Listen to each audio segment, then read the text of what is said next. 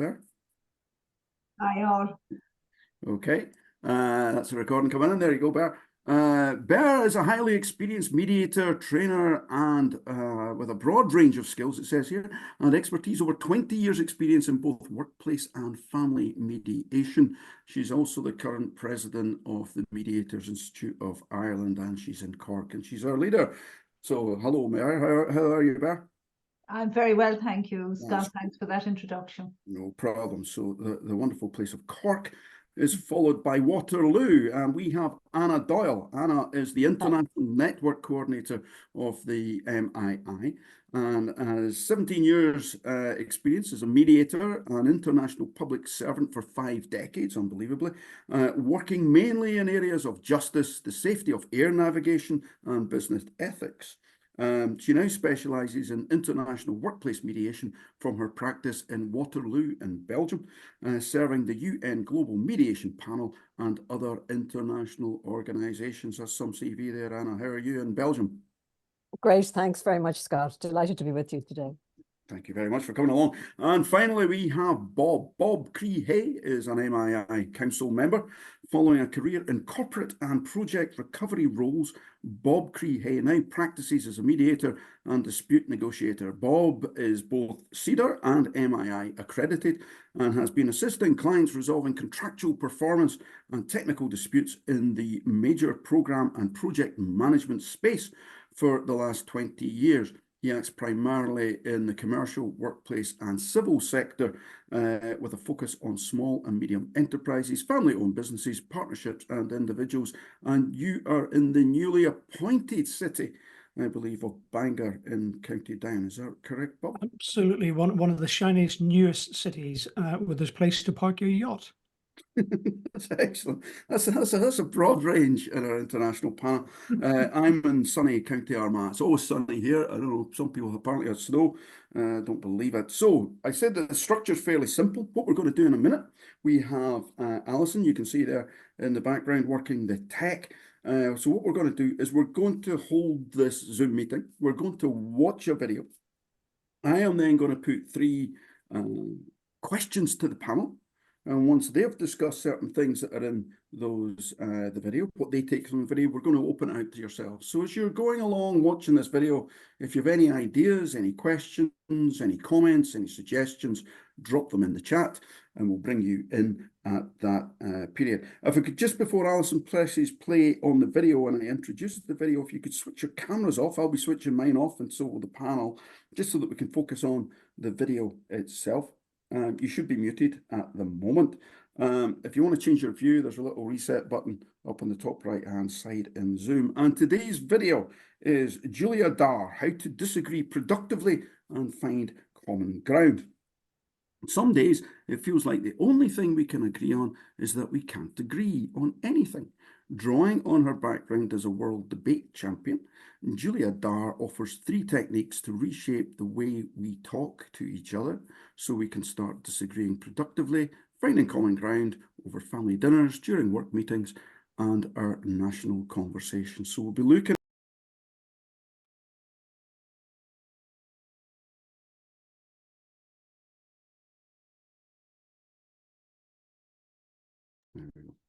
welcome back, everybody there. I've been muted myself. I hope you took something from that. So apologies for the technical difficulties. As you would imagine, in the practice, everything worked perfectly. And when we went live, and I'm going to blame it on somebody who came in there, when we went live, it all went a wee bit skew with. But I think you got enough from it. I hope you did anyway. So this is the part we're going to ask the panel what they took from it. They had the privilege of being able to watch it before we were live. So we're going to ask some preset questions and then bring you in. So if you want to go into the chat and drop some things in there. If you want to come on screen once I've chatted to the panel, put your little hand up and we'll bring you in and you can make your comments. You may have used some of these techniques before, or you may have some questions about how you might use them in your practice. So starting with Bear, what were the main points or lessons that you took from the video from Julie Dhar's presentation? Thanks, Scott, very much. And I think in the listening of Julie's work and what she had almost every single piece that she said had a relevance to us, although transferable into our room. Because while she spoke mostly about people being in direct debate, we as mediators work in a space where we're helping people to have that debate. And as you're going through and you're listening to various pieces, you can see the relevance to us. I think there were some really, really interesting ones. Obviously, there's the normal ones we would all expect that we would take from a video like that, such as finding common ground, not to marry your hypothesis, etc. And in terms of not tying into the idea that you have as being the answer, but rather facilitating the discussion. But I thought there were some really, really important things that I took from it. One of those was that humility, the humility of uncertainty. Yeah. And it's not something that we really talk about a huge amount as mediators, and we can deal with it ourselves and think about what do we do. And Michael Lang talks about this when he's talking about reflective practice around the attributes of a mediator. Humility is one of these pieces, and it was really interesting to see Julie talk about that also. I also thought what was very interesting when she spoke about her 10-year-old self or her 4-year-old self, and I'm sure we all had a smile when we thought back of what that looks like for a child at that age. But when we look at the underpinning of that, we see that it is it's very much when people aren't experienced in being able to work through conflict. They take the approach that of a non-intellectual approach to the resolution of it. And very often when we are working with people who are in deep conflict, they are taking that approach because they don't know other ways. Okay, can I maybe just stop you there, Bear, because I want to bring in some of the others, but you've raised a number of points where you've got this kind of, I'm stressed, I'm fight or flight, and we've got this humility and that we have there, the humility of uncertainty and the willingness to be wrong. And certainly I've had cases where people go into mediation, but they're not really there to change. They're there to try and fight the other person. We're trying to break away from that. But I know you've got lots of other points. We'll come back to them. But Anna, did you pick up anything that either complements what Bear's been saying or anything different that you think she's probably going to got written down anyway?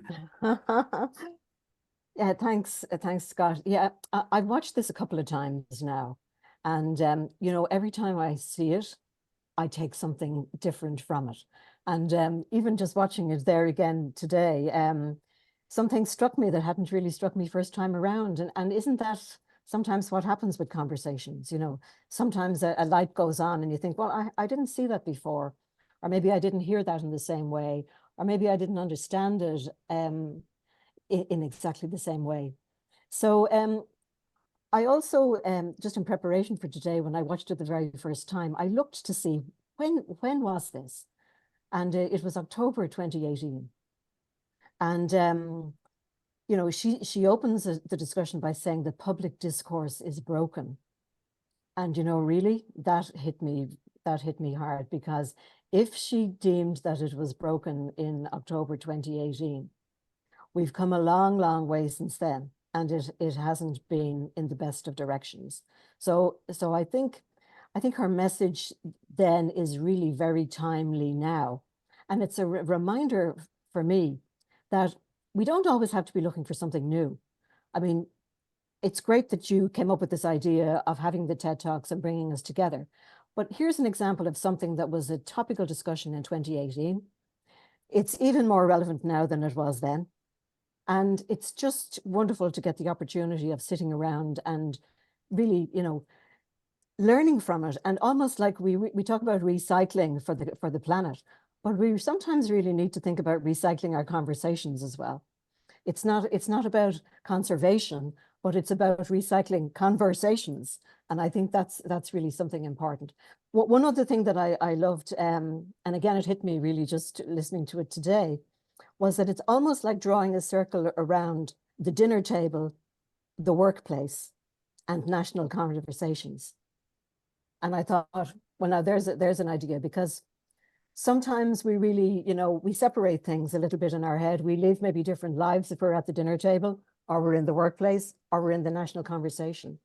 But I think what's really needed now is to really draw a circle around all of those dimensions that we spend our life in.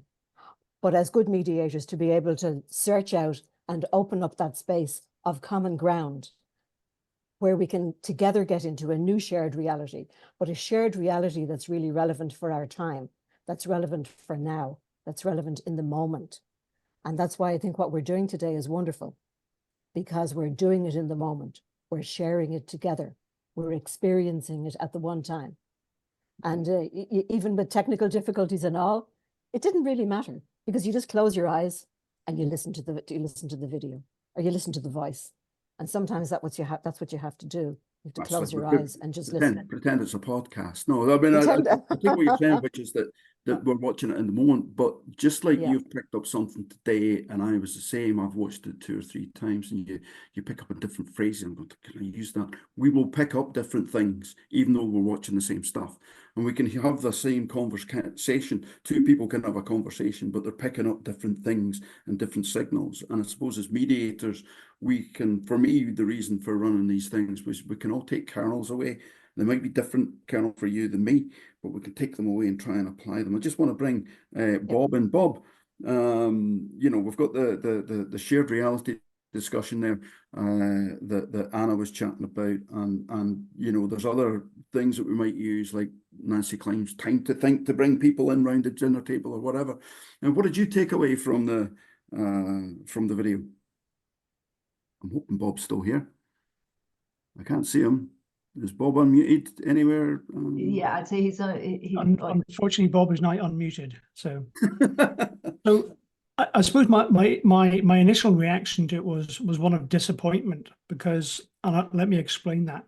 I've spent about the last third of my life exploring my emotional intelligence or absence thereof.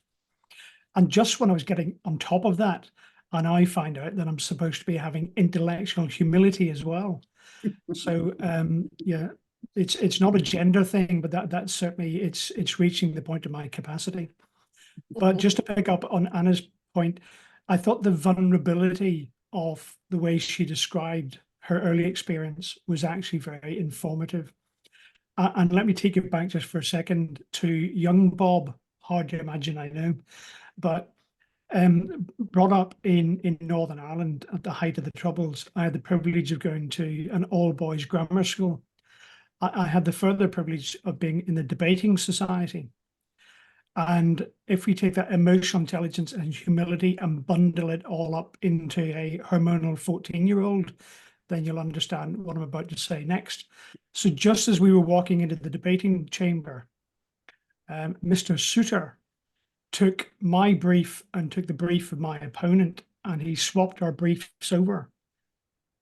And we then walked into the debating chamber, and with great gusto and no shame whatsoever, delivered each other's arguments. And that is a lesson that has stuck with me my entire life, because my capacity to turn on a sixpence, sorry for pre-decimalization, and deliver somebody else's argument was really, really important. And if you then go on to some of my other experience in the military, and people talk about special forces wanting to get into a fight, they don't. They spend about 99% of their time either avoiding it or figuring, how do they get out of it? Because nobody wants to die. And arguments are quite similar, because the reason why we present the way we do in arguments is because we feel really insecure. We might lose, and we're not as confident of our position as we'd like to convince ourselves. So that comes across. So just to finish on this initial preamble, her message was that the way you reach people is by finding common ground. The challenge is nobody starts a debate, an argument, a mediation from that position. And the idea of separating ideas from identity and being genuinely open to persuasion. And I know this is probably for later in the discussion, but of course, we don't start at that point, and it would be arrogant of us to expect or coerce our participants to do so.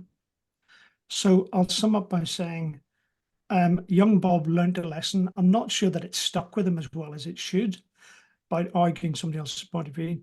And intellectual humility, I'm just going to have to put that on my to-do list.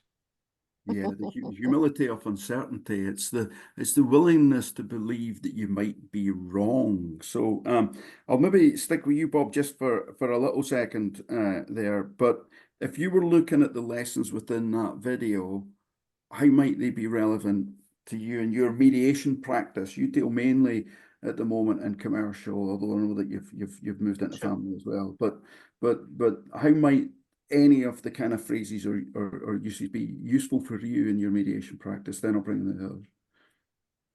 I think that there are huge lessons, and I suppose when I had the absolute privilege and delight of being in the southwest of Ireland, being tutored, mentored, and she'll forgive me for saying this, but gently poked with a stick occasionally by Jerry O'Sullivan, when I kept saying the word "we," because I was trying to be inclusive. But the reality for our participants in mediation, it takes extreme courage to go to mediation. It is much, much easier to litigate initially because you get someone else, you make the stones and someone else throws them. When you're facing, a famous boxer once said that everyone has a plan until they get punched in the head. And mediation is a little bit like that as well. Because you're presenting at mediation, you're absolutely 100% correct, and the other side's wrong. The idea that you're going to unpick your own argument in joint session is ludicrous. But of course, what mediation does is it provides that safe space. So our starting point isn't the one of intellectual humility, but we do want to start from trying to find that common ground, because nobody actively unpicks their own argument. So there are lots of parallels for us. You're looking there at a mediator being someone who intervenes, who creates that space, who maybe identifies it. I'll move on to Bear, bring you back in, Bear. And if anyone's got any comments, drop them in the chat, please. Bear, just again from you, you've looked at some of the lessons and so on. But again, bringing in Bob's point, what's the relevance to you as a mediator? What's the relevance to mediation, if you like, for the people watching today? I think the relevance when we look at all of this and we see the various concepts that are being raised, it gets us to think at a different level, and perhaps at a new level through a different lens. And one of the pieces that struck me as I was listening to it, and I think it's really relevant to us as mediators, when she spoke about convincing people with your words. And we look at our two parties in the room, and they will try and convince one another that their position is right. So that we accept that fairly well. And our work is to help them to sit in one another's seats or stand in one another's shoes. But I think there's a real relevance for us to think about ourselves and our own power of our own words.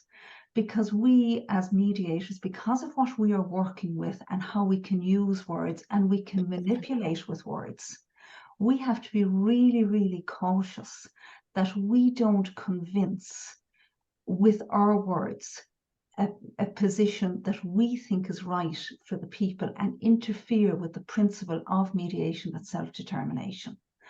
And that, in my view, as I was listening to Julie today, I thought that was really, really important for me to think about. Because a lot of us would probably say we could persuade anybody that black is white if we really wanted to go about it. And we have to be careful in the room not to do that, and to be careful of our words, and consistently to thinking about where are we? Are we reality testing, or are we pushing people along a different line? And there's a very, very fine line between both of those pieces. I think you're right. I'm almost trying to be conscious of the fact that part of a mediator's job is to bring confidence. The confidence that, hey, it's okay, you can find this shared reality, you can find those areas that are common to both. But I'm also conscious of the fact that because people see me as confident, they look towards me for solutions, and that's not my job. But it's easy for me in my huge, massive Scottish ego to get in there and say, "Oh, I know what the answer is." And I used to do that for years. For years, I spent time settling tribunal claims, and it was all very transactional.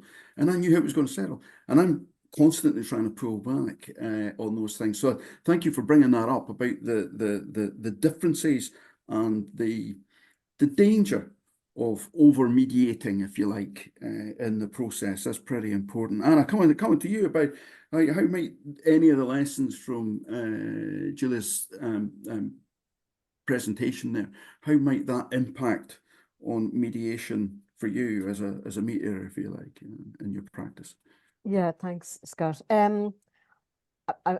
I can't help thinking, first of all, that I think Julia would be very amused if she were to see us, because what's actually happened in a way is that she has almost become the mediator, and we have become the debaters.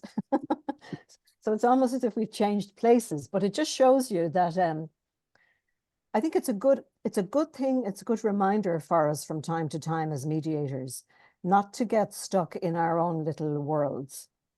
And as mediators, we very much take the middle ground. We're providing the safe space. You know, we're listening to everybody. We're trying to be all things to all people. But that's, in a way, that's the day job. And I think it's good to be reminded from time to time. It's also a solo profession very often. So we may not have the luxury of having good colleagues who will tap us on the shoulder and say, look, you're taking yourself a little bit too seriously, or, you know, maybe you should have done that a little bit differently, or whatever, which is the value of really of something like this. So I think changing places, having different experiences is very important. That's why I particularly welcome this. And I welcome changing places as regards debating and mediating and so on. I think an important thing to take into account as well, and I saw somebody, I think it was Anne Walsh, said in the chat there, that it's very important really to see what is the subject that is being mediated. Yeah. Because I think the approach of the mediator, and you know, that's a really important point, because the approach of the mediator will be very much, I think, influenced by whatever is, you know, whatever are the issues for mediation. And we're not going to have this debate, one style, you know, one formula fits all, you're for, you're against, you debate. No, I think as mediators, we have to have a kaleidoscope almost of possibilities and a kaleidoscope of responses. And that, you know, and when things go in an unexpected way, as they inevitably will, because we want them to go in an unexpected way, we want them to take a turn or a twist that they haven't taken before. We want to hear something that sparks, and maybe even sparks a spirited interaction between the parties. We're looking for that. That's something extra. And I think it's really that we have the confidence in ourselves and the confidence in the people to be able to use debate as part of the interaction, but really to gain confidence in ourselves as mediators. And I think one of the things I always say to myself, especially if I'm facing a very difficult mediation, I remind myself that in my experience, 50% of the work is already done. When you get the people sitting before you in a mediation. Why? Because they have decided that they've had enough of debate, and they've had enough about fighting, and they've had enough about this problem holding them to ransom and freezing their lives. And they both want to do something about it. So for me, when I'm low on energy, I just go into that thought. 50% of the work is done, and they've done it by just turning up. And it's up to me now to enable them and empower them to do the other 50% together. So okay, that I think is a reminder for me today. It's a good way of looking at things. And you mentioned it's a solo profession. I think the reason that 50% of the work's done is that you've done your pre-mediation work and you've got them into a mindset. So taking just one aspect, Anna, and staying with you, and then I'll come to the others, and then go down to the questions coming in from the audience. What would you do to try and get them into that shared reality space once you're in there? What kind of thing might you even take from this that would Yes. assist you bring somebody into a shared reality? I think the power of impartial narrative is magic. You know, by taking what the people say and but by reflecting it back. And when you reflect it back, you know, it's almost like an echo chamber. A says something, it comes into the echo chamber, but it's contaminated by the feelings of A. B says something, it also comes into the echo chamber, it's contaminated by the feelings of B. But the mediator can cleanse it almost, can reflect it back out, can like a sonar beam almost put it back out there, but strip away the perhaps the partiality. Yeah. And to be able to put it back out there as an impartial narrative. And that's why I love this idea that Julia had about separating the ideas from the identity. In a way, we're doing that as part of the ongoing narrative. And this is something I find very successful, especially if I'm working with a board, a corporate board, perhaps that can't agree. And there are different diverging positions, but they just can't get to the agreement that they need. I find in a situation like that by separating the identity from the reality, or from the identity, yeah, it really works well, because by interviewing and having a discussion with all of the board members beforehand, and then perhaps putting it together in a narrative in a discussion paper, and putting that before a collective meeting of the board, it's such a joy to hear somebody arguing, like Bob was saying, with the switching of the briefs. It's such a joy to hear a board member arguing against themselves, when perhaps in the original discussion with me, they said, I couldn't possibly agree to that. And in the board, they have the liberty and the freedom to actually be able to say, this is a great idea. I'm actually in favor of that. And, you know, they haven't lost face, but they've actually really committed to this idea. So I think that's the ongoing narrative for me is very important. That's really interesting. Bob, I'm going to bring you in for, I suppose, the last structured question, but I've only just thought of it, so it's not that structured. It's more about this idea that Julia brought up, that almost that we own ideas, but they almost turn on us and they own us. We can't let go of the argument. So is there anything in here or any little idea that you might have to assist people to shift their positions and their belief in a paradigm? Well, Scott, of course, I have the advantage of having you as a friend and a mentor and a torturer. So when we were discussing a few days ago, and I'm just going to quote it back. So when you become attached to your ideas, you become owned by your ideas. And this is so true, and it echoes what Anna's just said. And how many times, and I would risk by saying we've all done this and we all continue to do it, that once you're identified with an idea or a solution, then you become trapped by it. So, and we quite often talk in the counselling space, of course, of people's frame of reference. And understanding someone's frame of reference is really important. You will never, ever, ever get anyone to say, yes, you're right, I'm wrong, if you go at them from the position of, I'm right, you're wrong. It rarely happens. And one of the challenges that we face in this space as mediators is, when does that common ground appear? And again, I go back to both Bear and Anna, and it is about that intellectual nimbleness, never mind our humility, is the dynamic has to play out. Sometimes it will play out beforehand.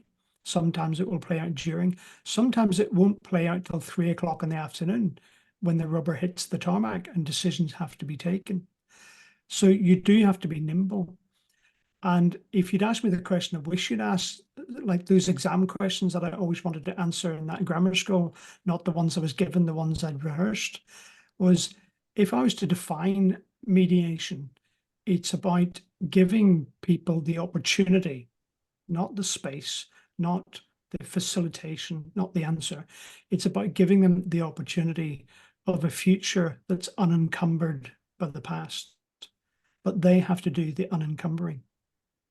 And in order to do that, the space that we create helps them to get out of their own way.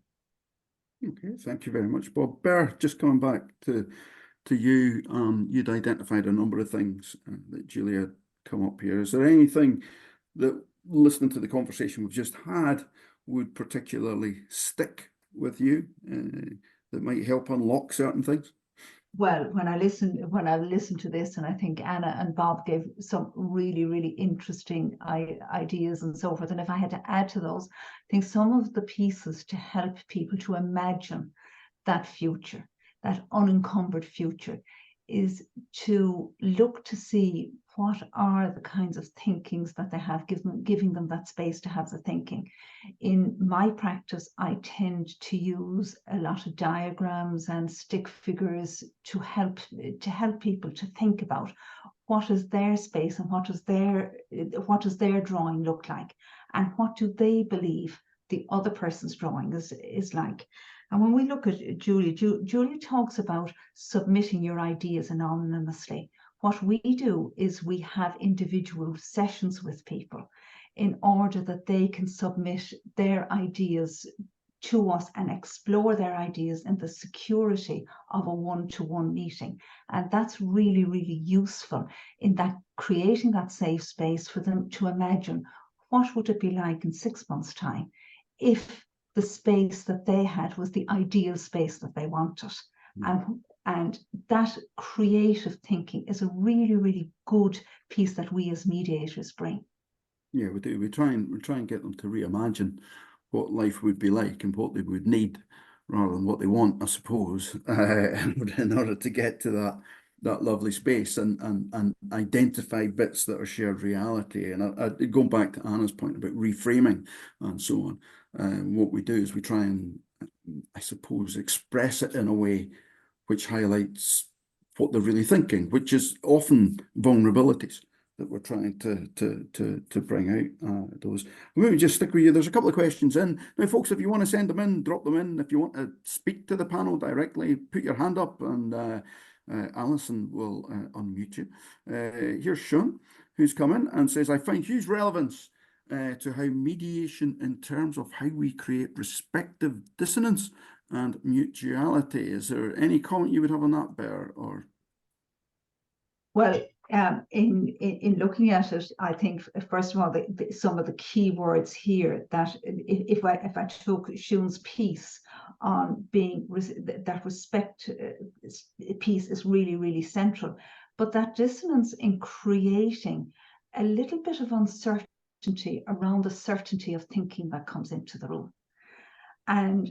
And sometimes that can be very simple questions that we might ask that just shifts somebody slightly into thinking, is there another reality? Is the piece that I am certain?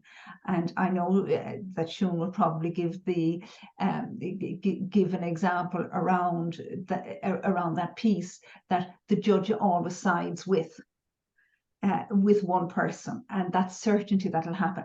And for us, just a question might move that uncertainty and create a little bit of quicksand into the thinking of where people are. And of course, mutuality, finding that space that they both, that is of interest to both, and that's mutualized interest for both of them. Then they can start dealing with the other pieces. yeah, I suppose when we bring in Anna here, so I've had situations where I know that we do a lot of work, what we call pre-mediation, whatever you want to call it, all the early stuff. But storytelling is the most important part to me. This is where somebody says, this is my reality, this is where I am. And a question I've used a few times with people when I look at what they're going to say is, how do you think that'll land? You know, how do you think that'll be received? But what other kind of things might you bring out, looking at what we've heard today in the discussion that we've had, to get people to maybe question their certainty and look at that humility, if you like? Is there anything in there that you would raise? I think for me, the challenge is a combination, I think, of honesty and courage. Because it's very easy to be honest if we're just being honest with ourselves. The real challenge then is if we have the courage to share that honesty. And probably when Bob was speaking about 7-year-old Bob, you know, I was what came into my mind was 7-year-old Anna, and I didn't have any intention of sharing the story, but I will, because I will just spark with what Bob has said. And it was again storytelling. I was in history class, and our teacher was giving us a history lesson, and was giving us the history of Ireland, and was telling us all about, in her version, what the history of Ireland was.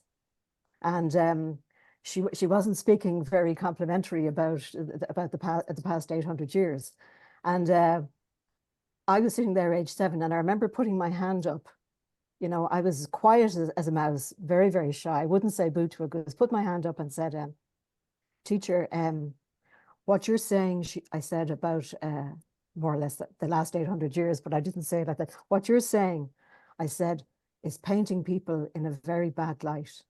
And my granddad is one of the people that you're actually talking about now. And he's a very nice man. And I don't like what you're saying about him. My granddad was English, and I mean, I just loved him to bits. And here she was, a teacher with a class of 7-year-olds, giving her version of what the history of the country was for the last 800 years. But it was that moment when I had to be honest with myself, first of all, but I didn't set about finding the courage, but I did find the courage somewhere to say, what you're saying, you're talking about somebody that I love, and he's a very nice man, and I won't, you know, that was it. And I think after that, she probably thought history in a different way, or maybe thought about it. But I think that was the moment when I got the courage to be honest, not only with myself, but to take the opportunity when I get it to share that honesty. And that's probably one of the reasons that I'm a mediator. Yeah, yeah. Scott, could I come in there? Because I think surely. it's so important what Anna has said, because as mediators, whatever we say to any one person in the room, whether the other person is there or not, must be acceptable to the other person. And I think Anna's story has really brought that out into its reality, through the eyes of a 7-year-old child, but also through the eyes of anybody who's sitting there, that we model behavior. And we model by not just siding with one story, but being really, really careful to walk that path, that delicate pathway of being respectful to everybody and accepting where everybody is. Yeah. I had the mediation before Christmas where things completely changed from "I'll never forgive you" to "I want to hug you," when somebody told their story and showed their vulnerabilities in the mediation. And I knew about it because, like you, I've done my pre-work, and I knew what was likely to be said, but it wasn't until the other person saw this other point of view that, hey, we're not just talking about anonymous people, we're talking about somebody's granddad, right? That those are the things that make the paradigm shift. To get somebody to say, oh, okay, hold on, I've got a granddad too. I wouldn't want these things. I'm hurting a child. I didn't mean to hurt a child. Those types of things that are coming through, the impact. I didn't realize you were struggling as well. I thought you were just had it in for me. So we have those types of things. There's one last thing. I'll maybe bring in Bob for a last little bit here, and then we'll finish up, folks. And it's from Anne Walsh. It is really essential to consider the context of the conversation that we are facilitating and mediating. And if it is highly emotional and concerns an interpersonal conflict, then it is entirely different to having an objective conversation about the best option to address a problem in the future. And I'll bring you in, Bob, just to deal with that. In commercial, you probably deal with quite a few objective conversations, but in the workplace sphere, you tend to have much more of this interpersonal conflict, and certainly in families. So what about those different, we mediate in different areas, sure, and this isn't a one-size-fits-all video. I don't think I'd recognize an objective conversation if I met one on the street. They're quite a rare beast. but I do think we should have a minute's silence for the courage of 7-year-old Anna, because the courage that was displayed there is displayed by our clients all the time. And indeed, as Bears pointed out, ourselves, because having that courage to be, not just be impartial, but to be absolutely crystal clear about your impartiality. Because certainly in my practice, to Anna's point, I strive, the core tenet of my practice is that the decisions that people take are informed decisions. And I would question, how on earth can you be informed if you haven't informed yourself of the other person's position? So I would fully agree with Anne's question, and that is, it's not up to us to create the I'm going to call it the battlefield, because I'm struggling for words, but we don't create the playing field. It's not our role to create that. It's our role to create an atmosphere and a space in which those objective realities can or may not, or get the opportunity to thrive. So the one thing that we have to bring is empathy, and that's the understanding of what it's like to be in their shoes, but not sympathy, which is being in their shoes. And there's a big difference there. So we're empathetic listeners that create the space for our clients at their free will to occupy and go towards that unencumbered future.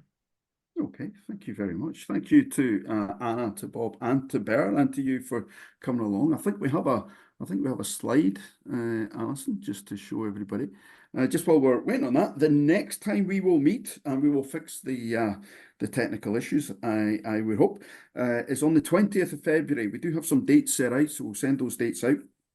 We're on the 20th of February again at 1 o'clock, and our video that we're going to be looking at is Betty Hart, yes, the actress, how compassion could save our strained relationships. So pass that one on. When personal relationships and ideological differences collide, the result can lead to strained relations, says Betty, or even years of silence. Actor Betty Hart offers an alternative to cold shoulders and haughty hellos, compassion, and a chance for growth and change instead of losing important time with loved ones. So there you go. So that was that video up there.